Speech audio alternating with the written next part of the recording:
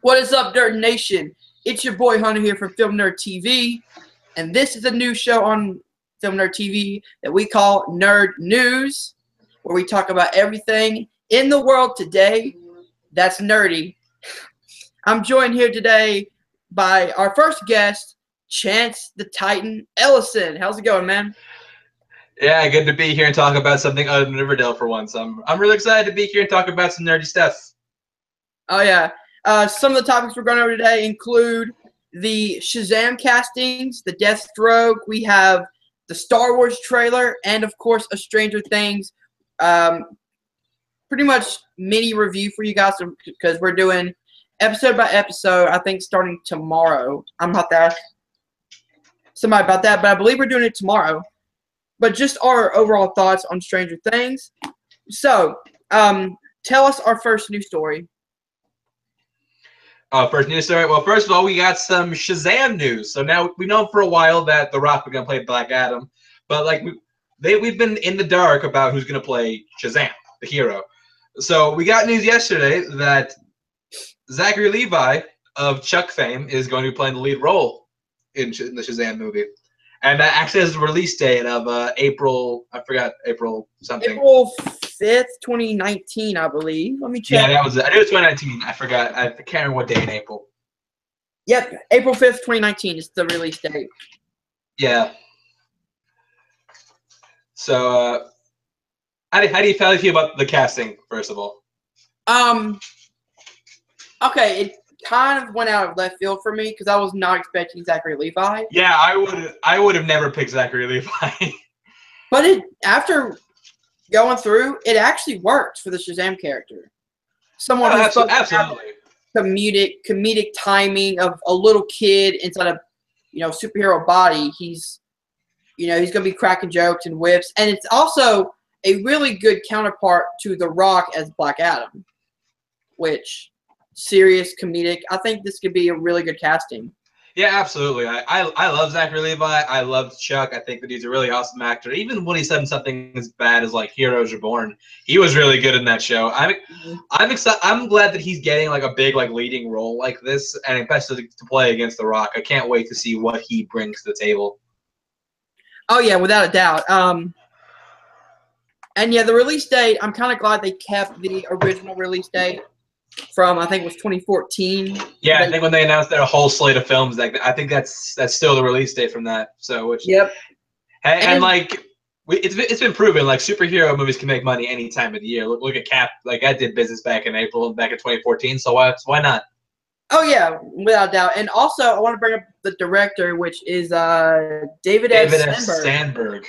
I think that's really interesting because like he's a really good director. I really enjoyed Lights Out and Annabelle. I thought that was a huge improvement on the very first Annabelle. I think he could bring something really exciting to the DCEU, and he said it's going to be the most fun DCEU movie to date, which is something this franchise desperately needs. So I'm all for it. Oh yeah, without a doubt. And it's weird because the two DCEU movies that I'm looking forward to were the ones that I never had any interest in, and that's Shazam and Aquaman. I'm still really looking forward to the Batman. Yeah, Batman, but it also has a lot of trouble. We're not sure when it's going to be shooting, when it's going to happen. But right now, Shazam and Aquaman are the two that's on course, set. They have dates, they have actors attached to it, and they seem like they're ready to film. Plus, especially having a director, I believe it's James Wan that's directing Aquaman, yeah. Aquaman. So he's going to bring some of that, horror type flavor to the Aquaman character. And yeah, we got two horror directors. Badass as Aquaman. Yeah, I just realized we got two horror directors working on the DCEU. We got David S. Sandberg and James Wan. I think they could add some. They could let some really interesting flavor. I mean, I like seeing directors like that go outside their comfort zone. So I think it could be something really interesting. Oh yeah, without a doubt. So since we talked about the Shazam story, do you want to go to our next story, or do you have anything else you want to add to Shazam casting? No, I think I said all I wanted to about Shazam. I'm really looking forward to the movie now. All right, so I'll go on and tell about the next story, which, if you guys did not hear, DC is thinking about doing a standalone Deathstroke movie with Gareth Edwards, the director of The Raid, which Evans, not Edwards. Huh? Gareth Evans, he directed The Raid. Gareth Edwards directed Godzilla and Rogue One. Really? Yeah, it's Gareth Evans. It's an easy mix-up, but I think we're thinking Gareth Evans. Yeah, that's what I'm talking about. But yeah, keep going. So yeah, pretty much the Deathstroke standalone movie is still gonna have Joe Manganiello. Yes, Joe Manganiello. It's a hard name, Joe Manganiello. It's a hard last name. So go over your thoughts on the Deathstroke standalone movie and how this could be. Could it be fun? Could it be? Man, and people are giving Star Wars shit for making too many movies, whereas DC is greenlighting everything. Yeah, I don't. Okay, first of all, let me just say, I think movies centered on the villains are dumb ideas. I just do, really? Because they never end up being the actual villain. You see what I'm saying? Yeah. They're always outdone by someone worse. And so there's some people in DC I don't think need movies. Like Gotham City Sirens, we don't need it. Black Adam, the movie, much I love The Rock, we don't need it. We don't need a standalone Joker. We don't need a standalone Deadshot movie. Make movies of the heroes first. Like, it's ridiculous that they're trying to make all these like Batman villain movies before they make an actual Batman movie. Yeah. Which I'll admit, I actually am excited for the Joker standalone movie. Really? Yeah. I Joker's one of my favorite villains of all time, man. But Jared Leto. Jared Leto's not starring Jared Leto. Joker.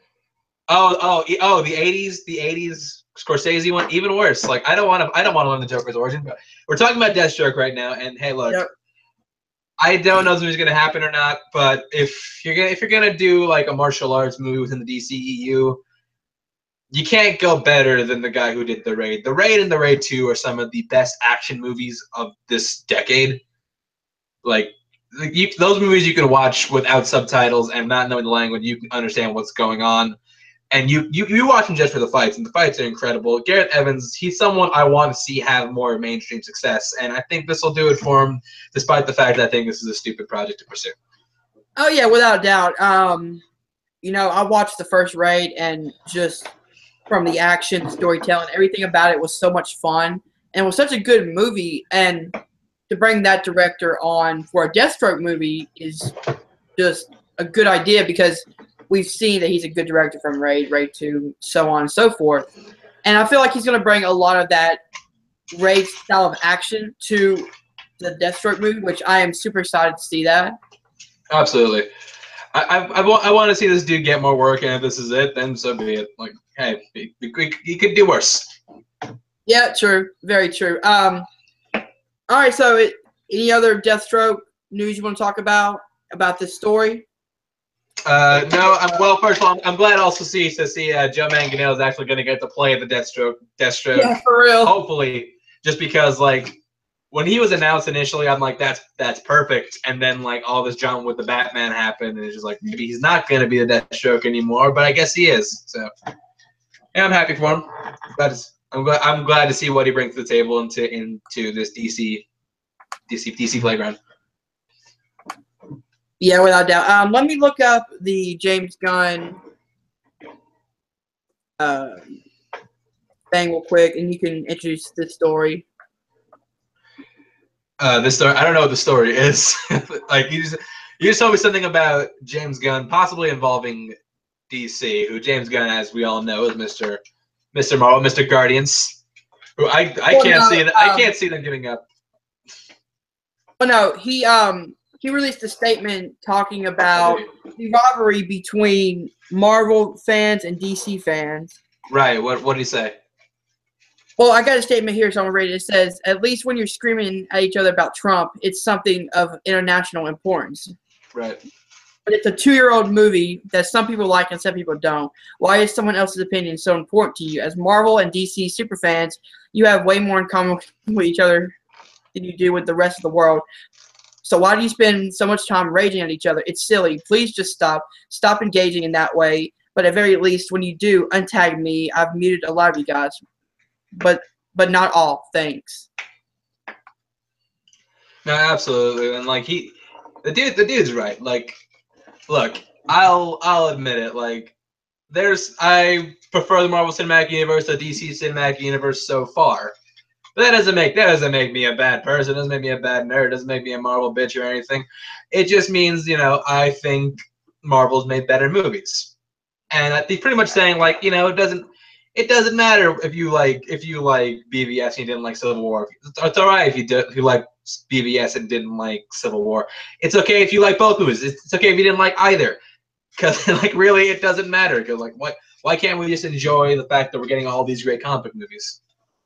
Oh yeah, without doubt. Mostly great. I mean, you gotta admit, like we're in like a comic book movie resurgence. Like we're getting all these comic book movies that like I never thought we'd get in a million years. I ever think we'd get a Doctor Strange movie or an Ant-Man movie or a Black Panther movie or a Wonder Woman movie.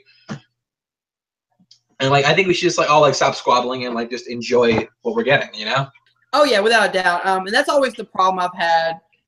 Going back to my old videos, is why are we always complaining about something? See what I'm saying? All right, if you like me, I love the DCU movies. All right, and I also love MCU movies. All right, I love Man of Steel, but that doesn't make me a bad person or my taste in movies it sucks. No, because it's my opinion. Yeah, exactly. It's what I think. Movie watching is it's very subjective. Like each movie's not going to resonate with the same person the same way. Like I liked Man of Steel. I did not like BVS. I cannot stand Suicide Squad.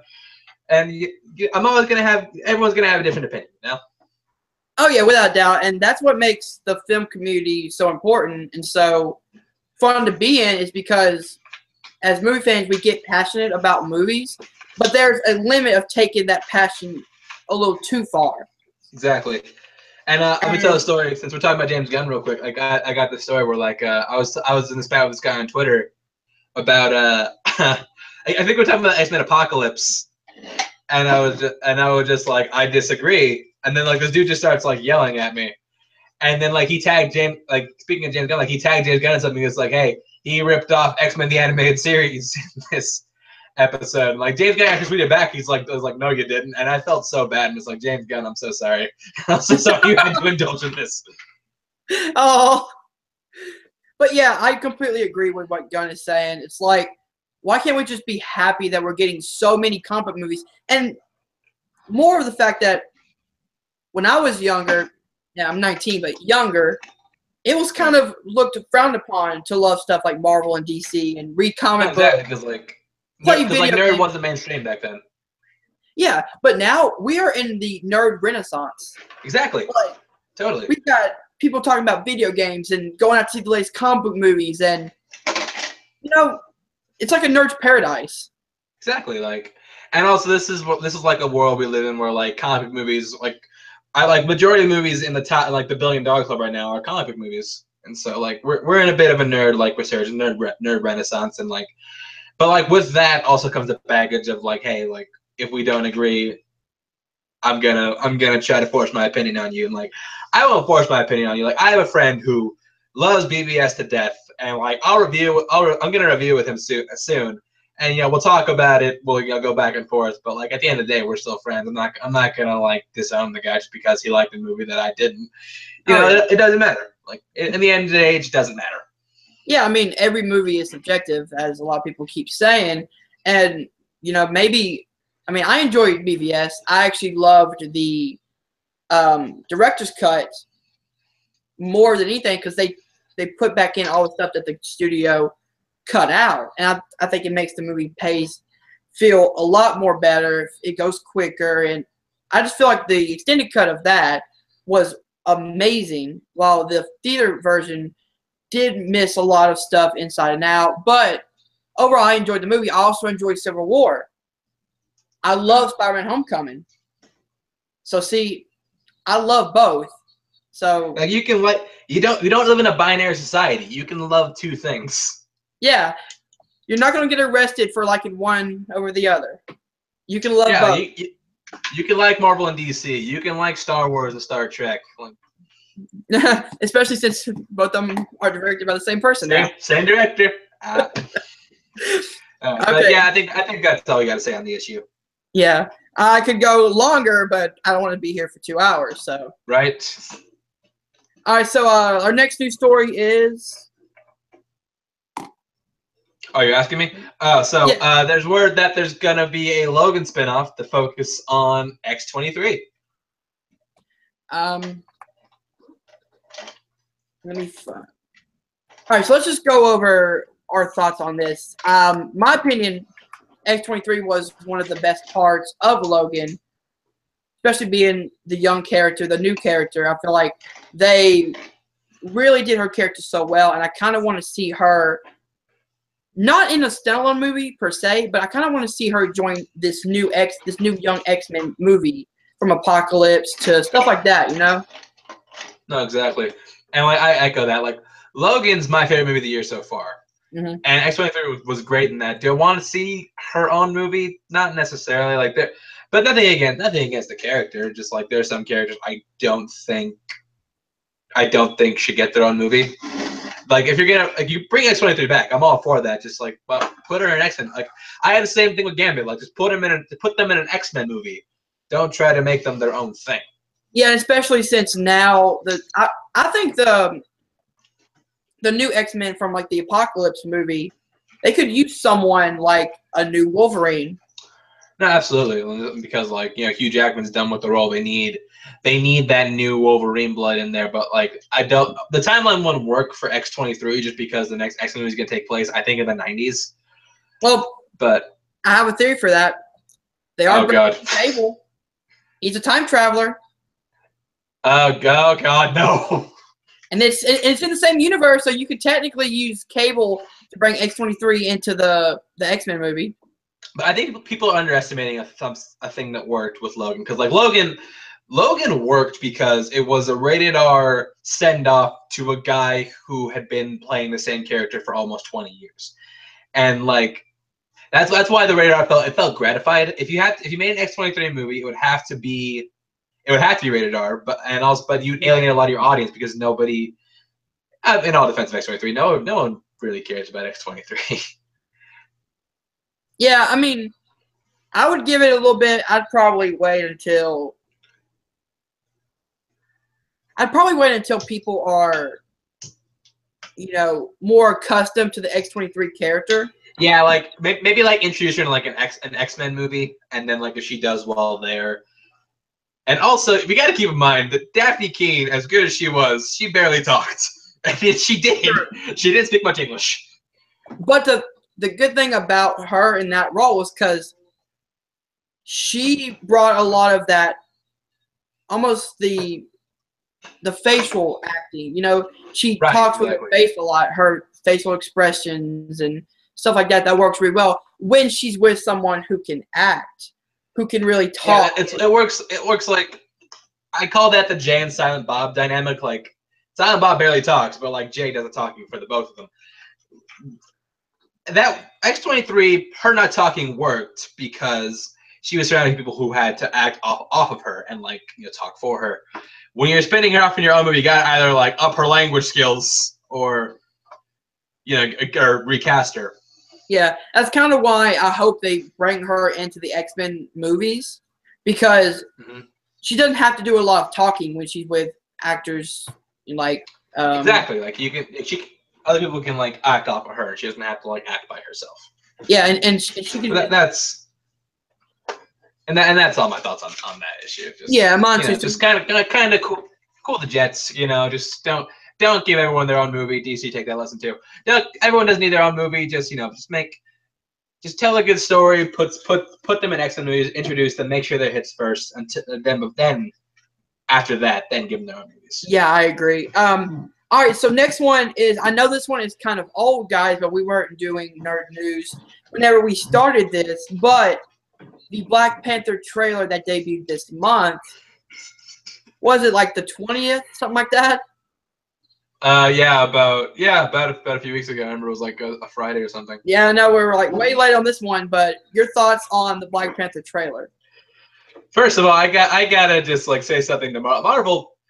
Y'all wrong. Like every chance they get to snipe DC success, they do it. Literally, like that BVS is a week away. Civil War trailer, and BVS gets released. Daredevil season 2. Wonder Woman is having mass success. Black Panther trailer. Justice League's coming out soon. Another Black Panther trailer. And I gotta tell you, man, this trailer is sweet. Man, I love the Black Panther trailer. This is my most anticipated comic book movie of next year. I cannot wait to see Black Panther. And yeah, like everything in this trailer, like the Wakandan world looks lush. Chadwick Boseman, he is my favorite part of Civil War. I'm so excited to see him in his own movie. I'm excited to see Michael B. Jordan as a bad guy. I think that's something we've never seen him do before. And you know, and especially after seeing the Justice League trailer, where like everything looks like a video game, to see this and like it's CGI, but there is CGI in the trailer, but it's hidden better for the most part. But and you know, to see it like it's more real, it feels more personal, and yeah, I cannot wait to see this movie. Yeah, without doubt. When I saw that trailer, I was like, well, first, again, Marvel, you're wrong for that, because like they literally dropped it for no other reason than they just could. because DC had a trailer that day, they were like, here you go. It's like here's how it's done. But yes, I love this trailer. From as I said before, the world of Wakanda was just so beautiful looking. Again, Chadwick Boseman and Michael B. Jordan. I can't wait to see them go head to head. The superior acting skills they have on this Black Panther movie is incredible. Like Michael B. Jordan and Chadwick Boseman and all them. Like they have a great cast. Like they got Michael B. Jordan, Chadwick Boseman, Lupita Nyong'o, Denai Guerrera, Daniel Kaluuya from Get Out, Forrest Whitaker, Angela Bassett, Sterling K. Brown from This Is Us, who we have not seen yet, and I'm so excited to see him come into it because I like that guy a lot. I mean, yeah, like this movie looks amazing. There's not much we can talk about right now because I don't think we saw a lot in that trailer story-wise. No, not story-wise, but like. But the world, yeah, the characters, everything looks good, and I'm super excited for Black Panther to come out. Yeah, although like I do have one cause for concern because like Marvel's guilty of this a few times. They make the villain, and people brought up they make the villain just an evil version of the hero, and and Michael B. Jordan's playing Eric Killmonger, who they've essentially he's got a Black Panther suit in the trailer. I'm hoping that that's just for that like maybe like one scene or maybe like steals it for a second. Isn't Claw the villain in this one played by Andy Serkis?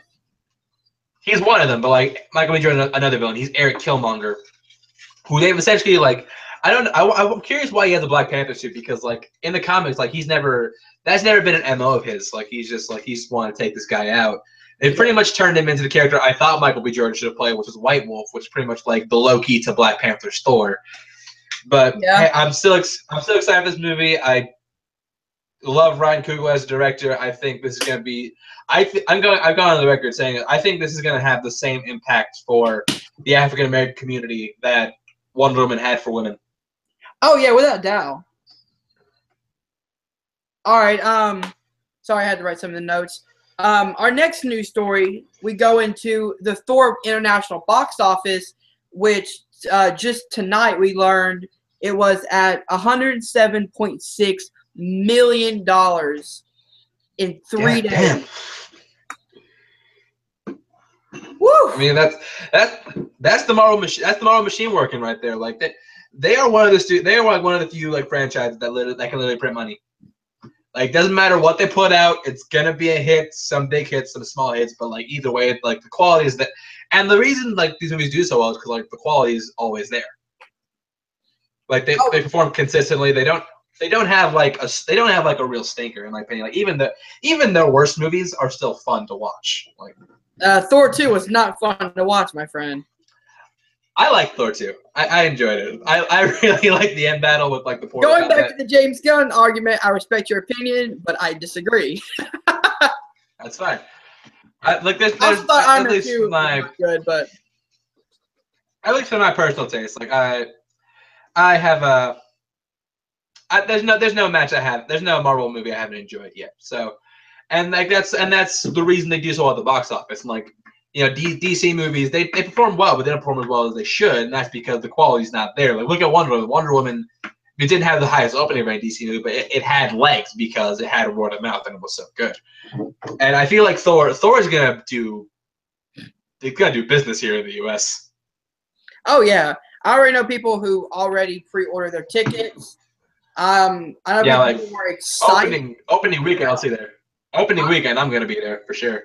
Oh yeah, I'm gonna try to be there opening weekend if I can. But 107.6 million in 3 days. That's not even counting the U.S. yet because it's not released yet. Just international. That's insane. So add on top of the fact that they still have the U.S. market to come, and then more countries throughout the month and so. This movie is going to make bank for Marvel, especially absolutely. Which, going into something different, I don't agree with the marketing strategy, but it's working. Oh, really? You don't like the marketing strategy for Thor Ragnarok? I don't like it. I mean, I kind of like it, but again, I'm more of a comic buff. So when I see Ragnarok, which is supposed to be the death of all Asgardians, and then they're making almost like a buddy cop comedy. That's what kind of tips me on the edge a little bit. Because I kind of wanted something a little bit more serious and dark. Like, not DC dark, but it's the death to all Asgardians. You know? Like, they should have stuff in that one. I see your point, but, like, what I'll counter is just, like, they tried that. They tried the Dark Thor once, and people didn't respond to it. So, I like Taika Waititi as a director. I admire his directing style. I'm really looking forward to this movie. I admire him for trying something different, you know, something that hasn't been done with the Thor movies yet. Oh yeah, without a doubt. But like, I enjoyed the first Thor movie, and that was more so did I.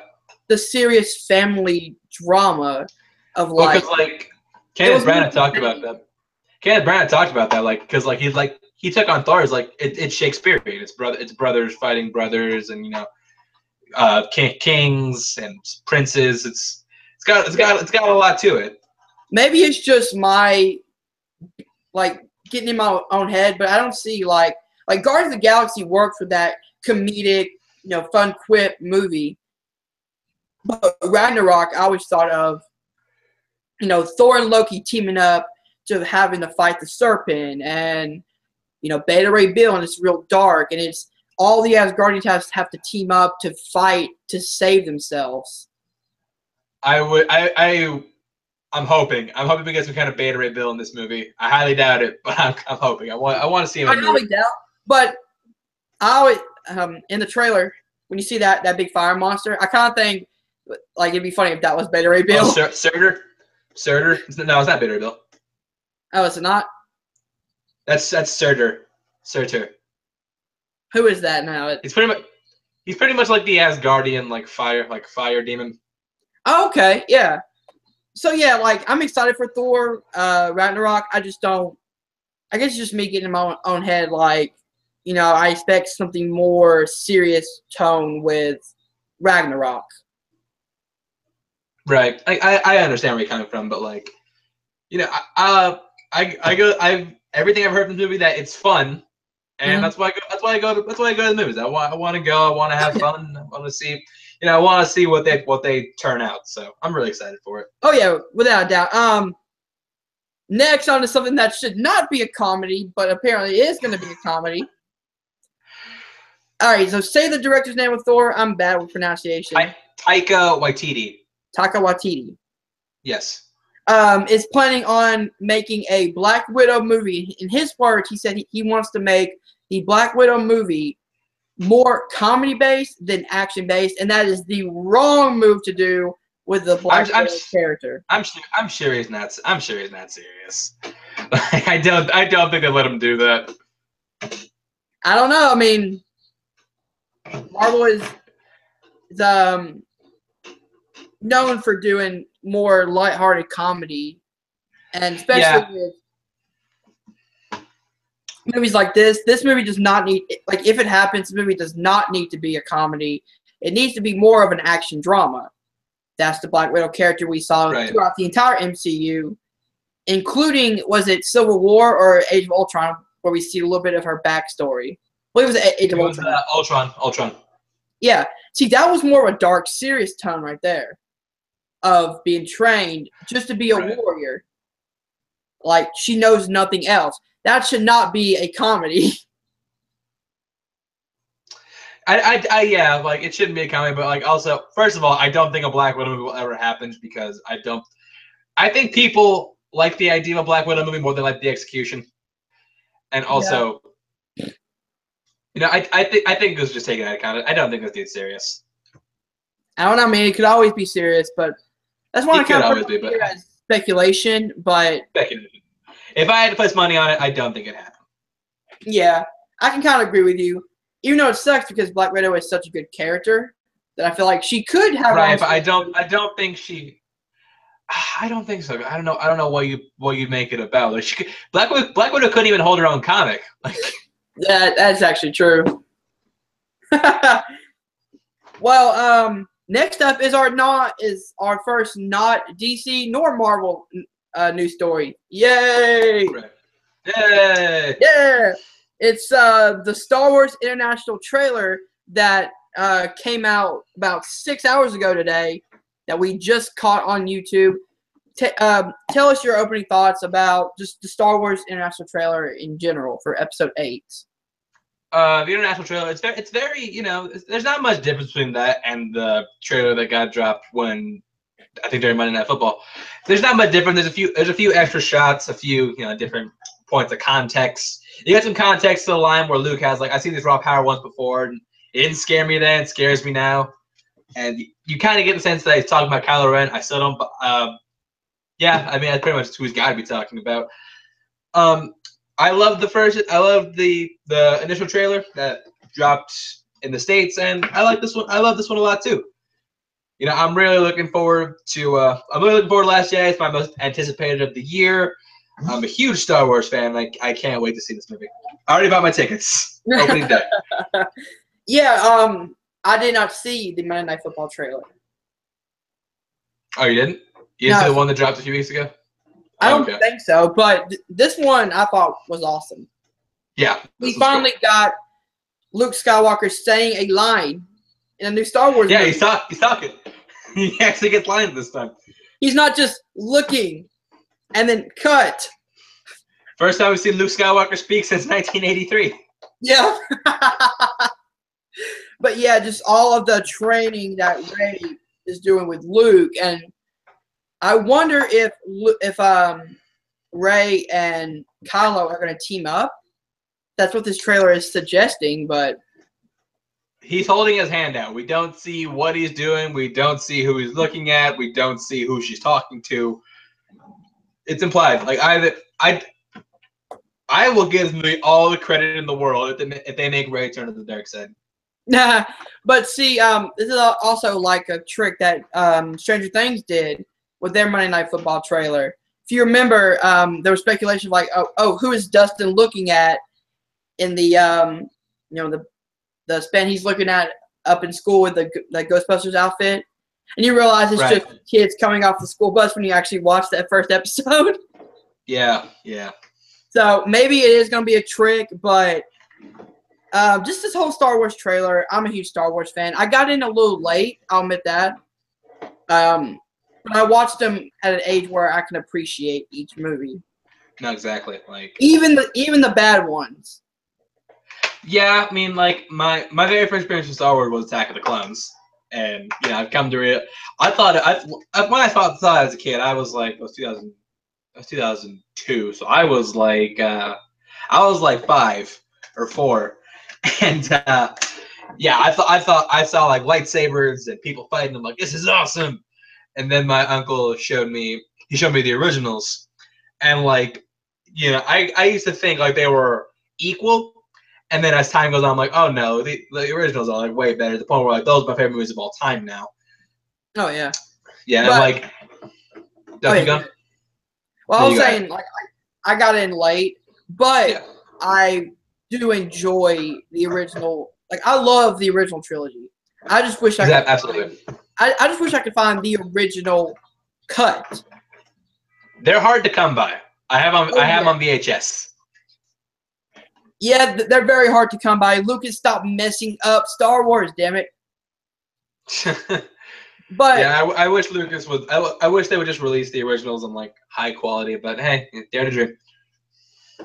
Yeah, but I loved Force Awakens. I loved Rogue One. I'm super excited for Episode 8 and the Han Solo Solo movie, which that's another one we can talk about real quick. The title of the Han Solo movie. Oh, that Solo. Yeah, Solo, a Star Wars story. I'm like, to which the entire internet responded, no shit. No shit. It's like, what else are you going to call it? Chewie's Adventure. A Star Wars story. The Gungan said it, a Star Wars story. But yeah, like you were saying, yeah, a Star ever since I started making a Star Wars movie, a Star Wars movie has appeared in my top 10 every year. Force Awakens was my number 1 of 2015, and I have no doubt in my mind that Last Jedi will be my top 10 this year. I think Solo, people are sleeping on Solo. I think it's gonna be good. I think Ron Howard's gonna come in and oh yeah, write this shit. Yeah, I have no reason to doubt Star Wars in my mind. You enjoy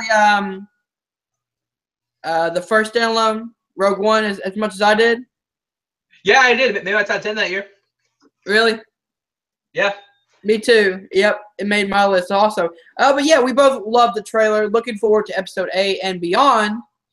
So yeah, let's go on to our last, topic of the day, which is our guys. If you have not sat down and binge watched Stranger Things, do it right now.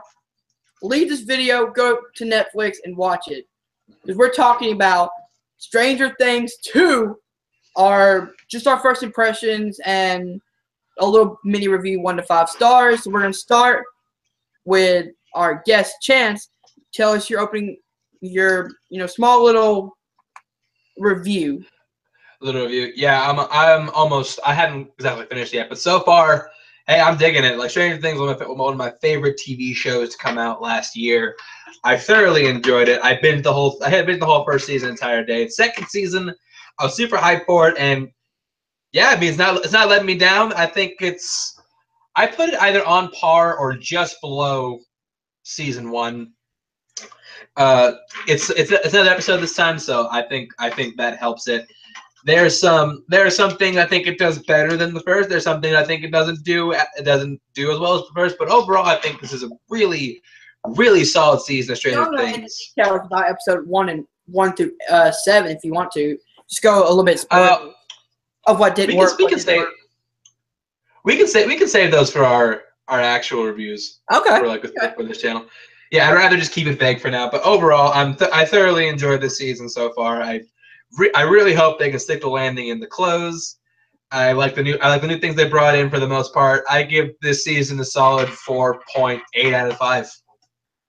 Nice. I'm gonna disagree with you on one point.